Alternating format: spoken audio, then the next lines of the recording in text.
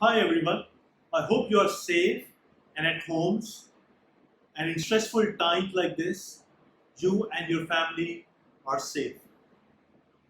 In last few days of lockdown, I've been thinking that is there any positive side of all of this? And this started me to think that actually plastic surgery as a specialty got developed only after world wars. That was a good side of the world wars, if I can say that. So I thought let's discuss about evolution of plastic surgery. क्या आप जानते हैं कि plastic surgery develop कैसे हुई? And do you know the role India has played in development of plastic surgery? Let's discuss about this. Hi, I'm Dr. Rajat Gupta, board certified plastic surgeon working in Delhi.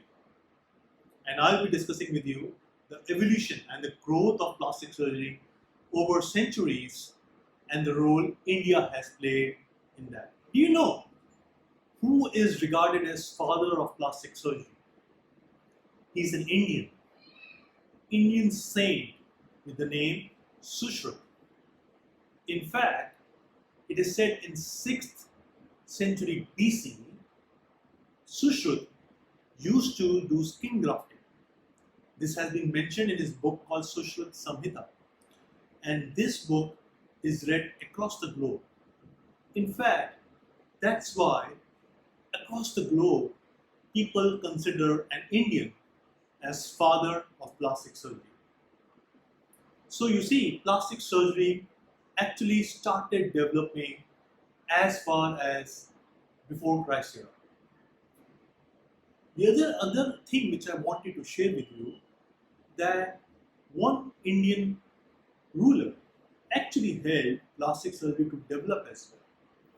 See, in around 1000 AD, there was a ruler in Mysore with the name Tipu Sultan. I'm sure you must have heard about him. Now, there was a bullock cart driver during that time with the name Ojasvi. Now, as the saying says, that this Ojasvi actually committed a mistake, and Tipu Sultan didn't like it. And during that times, the punishment Tipu Sultan used to give people was to chop off their nose. Yes, you heard that right. With his sword, he would chop off the person's nose who would not like it. At that time, as the saying says, that there is a Maratha potter who saw that, and with the help of his sculpting skills which potters have, he created a tissue from the forehead area to mimic the nose for Ojasvi.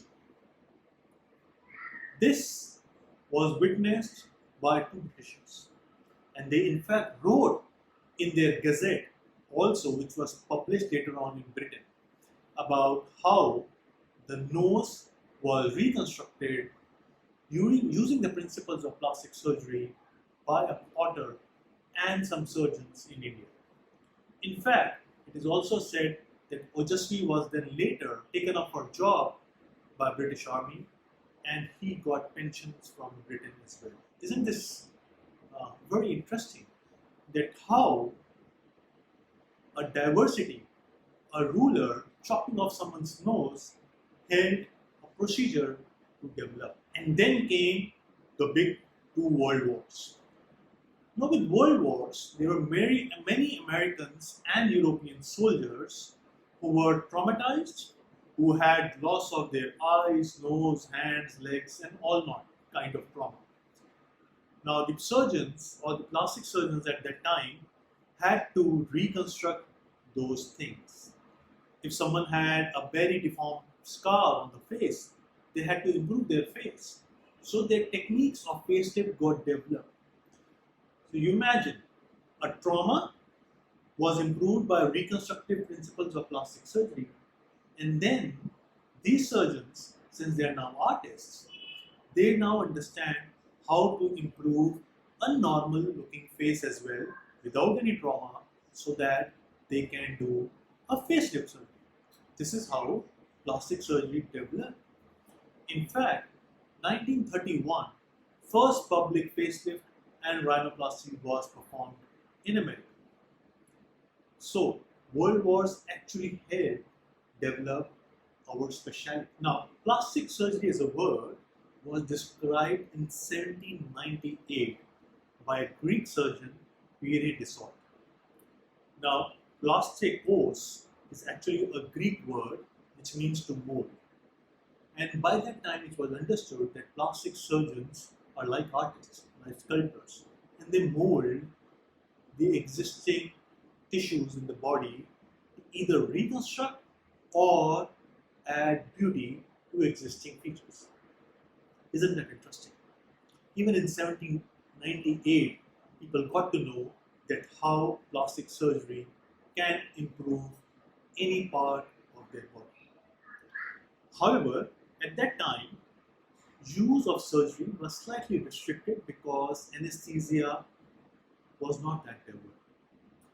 Only by 19th and 20th century, when the developments in anesthesia happened rapidly, that people started doing surgeries much more easily.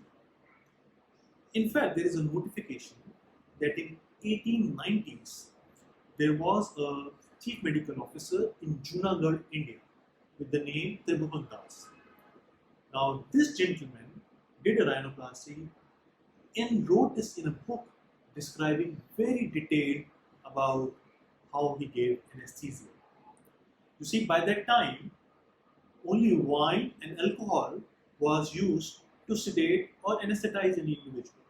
So this was again one of the first coming from our very own India. Now, during these times, modern father of plastic surgery, Sir Harold Gillies, came out in prominence.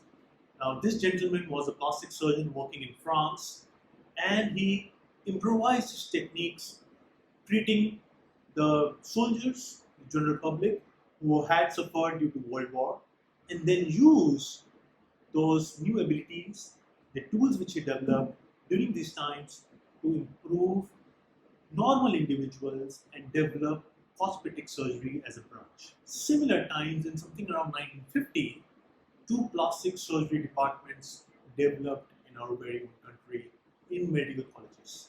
One of them in Patna under Professor Dr. R. N. Sinha, and the other one in Nagpur under Professor C. Balakrishnan. In fact, Dr. Harold Gillies himself visited India and also inaugurated the first chapter of Association of Plastic Surgeons of India. You see, from those times till today, India in every state have multiple medical colleges and multiple plastic surgery departments in each of these colleges where hundreds of postgraduates learn, study, practice and deliver plastic surgery to the common population. See, I've tried to make you understand that how plastic surgery has evolved from the times of Sushruta till today. India still is one of the most favorite destinations of people across the globe to come for plastic surgery services as well as cosmetic surgery. Of course, the tools have improved. Initially, people used to use a saw and a hammer.